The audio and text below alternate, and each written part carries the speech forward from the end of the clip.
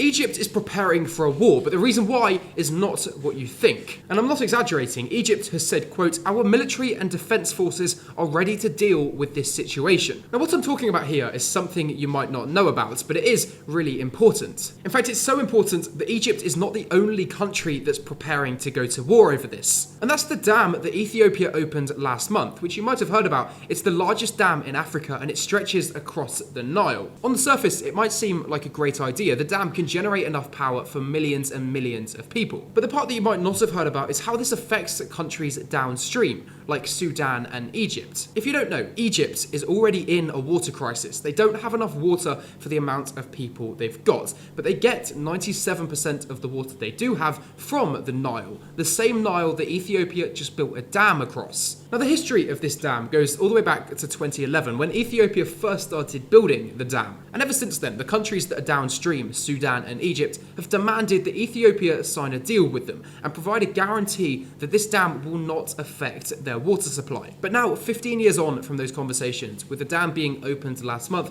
there is still no deal in place, and Ethiopia has still not guaranteed Egypt and Sudan that they won't be affecting the water supply. And so because of that, both Egypt and Sudan have said that if the water supply is affected by this dam in any way at all, then they are not afraid to use their militaries to guarantee the security of their water. Really big news, and nobody's talking about it. If a war starts because of this, it could completely change Africa's future. But as usual, you can leave me a follow for some more global news like this.